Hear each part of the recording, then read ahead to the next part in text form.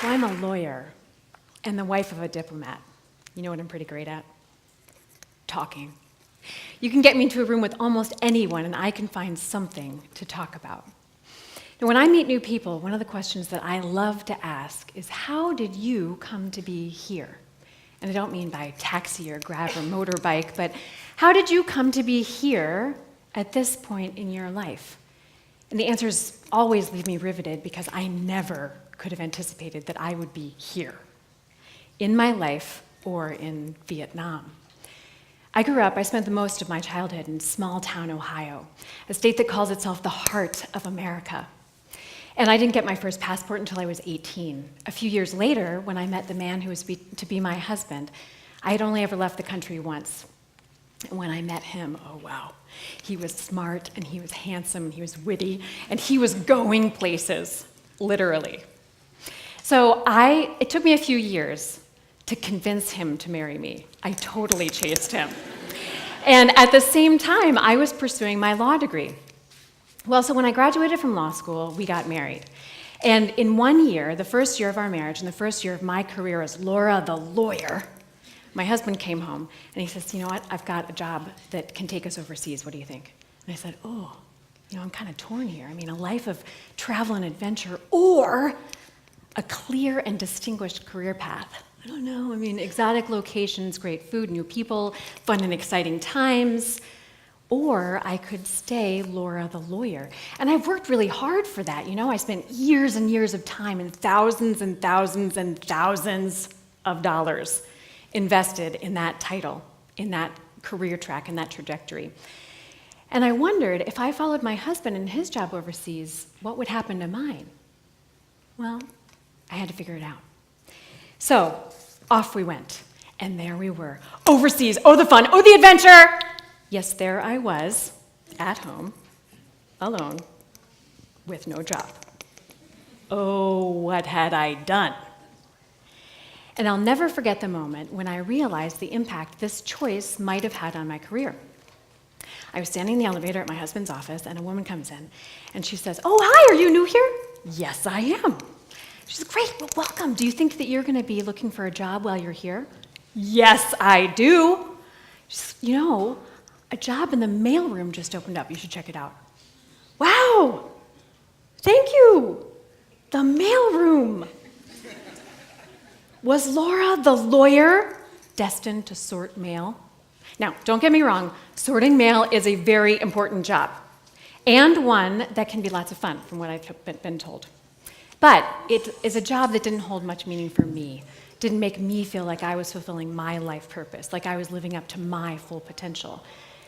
And the question made me wonder, had I sacrificed my career, my chances for success, by following my husband?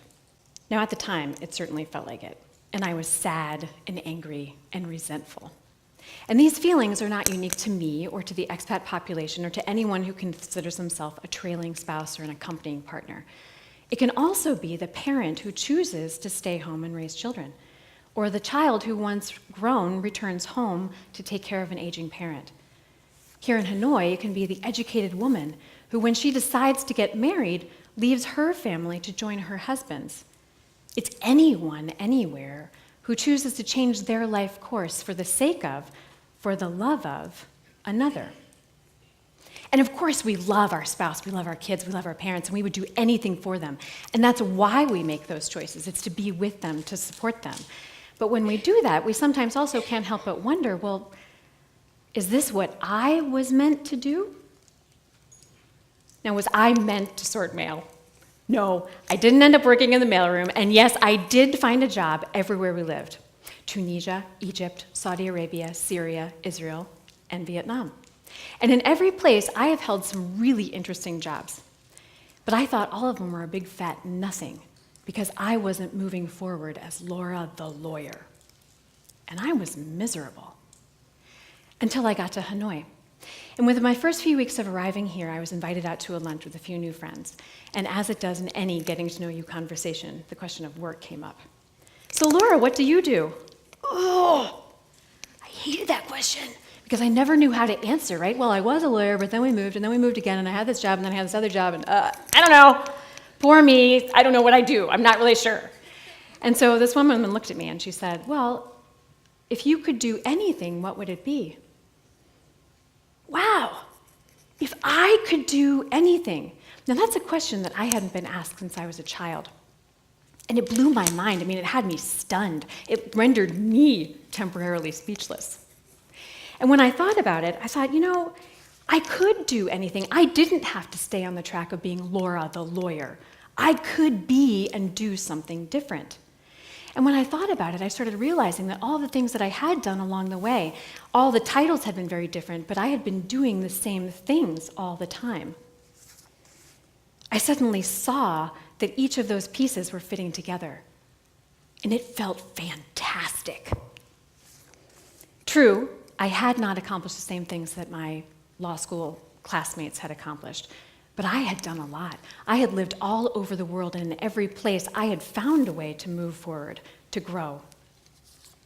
I may not have succeeded at moving forward as Laura the lawyer, but wow, did I do well at being Laura the motivator, Laura the advocate, Laura the writer, Laura the persuasive speaker. And looking back and looking forward, if I could do anything, well, I think I would like to help other people gain this amazingly empowering perspective that I had just been gifted. And so here I am. And it took me 16 years and jobs in 7 countries to get here and to realize that I had found success in every place. So please, let me save you some time in your journey. There are 3 key steps that you can take to find success anywhere you are. Step 1, be open to and ready for change. In 1989, Charles Handy wrote a book called The Age of Unreason, and in it, he predicted that careers would be a portfolio of different jobs rather than one position that lasted for decades. Guess what? He was right. In 2007, the New York Times recognized that when it comes to careers, change is the only constant. If jumping off track once was stigmatized, it now has cachet.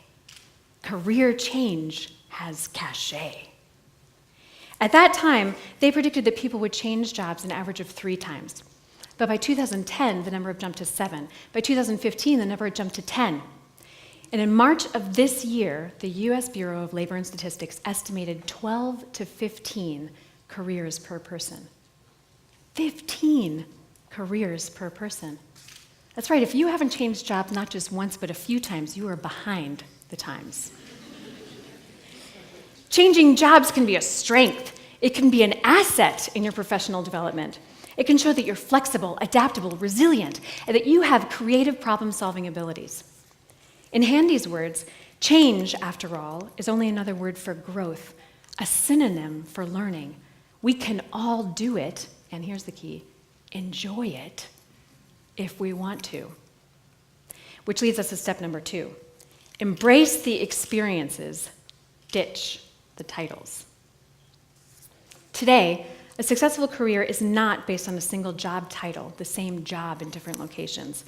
It's the process of diligently developing and then quickly adapting a set of skills to answer life's challenges. I might not have been Laura the lawyer every place we lived, but in every location I served as a talented writer, a persuasive speaker, an advocate for those who needed my voice. These were the common threads that tied my professional experiences together. So ask yourself, what are the skills that you consistently use in everything that you end up doing? Therein lies your strength, your story, your path to success. Author Jeff Goins wrote The Art of Work recently. It's a really great book. You should read it. In it, he encourages you to think about your work as an artist's portfolio, where each piece stands on its own and is its own beautiful work, but when compiled into a portfolio, clearly illustrates the progress that the artist has made, the growth that she has come through in the years. In your work, your careers, each seemingly unrelated experience stands on its own, but can also be viewed as a contribution to a collective whole, a beautiful collage of a career that you are creating. By ditching the titles and embracing the experiences, you expand your employment options, and you can better enjoy the journey. But okay, Laura, how do we land a job? Great question, and this is the key. Step number 3, make meaningful connections. All theory and warm, fuzzy feelings aside, on a very practical level, creating real-life connections through actual conversations can enable and empower you to find success. Despite the plethora of internet-based job boards that are out there, 85% of jobs are still filled by word of mouth, by personal connection. Is it really a surprise that someone needs to know you in order to recommend you, in order to want to hire you? So plug in, not with devices, but with people. Ask questions, seek advice, tell the world what you want to do so that when those opportunities arise, they think of you. Start today. Go and have a coffee or get crazy, have an entire meal with someone whose job really intrigues you, someone whose activities interest you, someone who you just think that you'd like to get to know better. Start a conversation. And if you're looking for a way to get that talk going, I've got a couple of great questions that can start you on your road. When I meet new people, I love to ask, how did you come to be here? And if you could do anything, what would it be? Thank you. Thanks.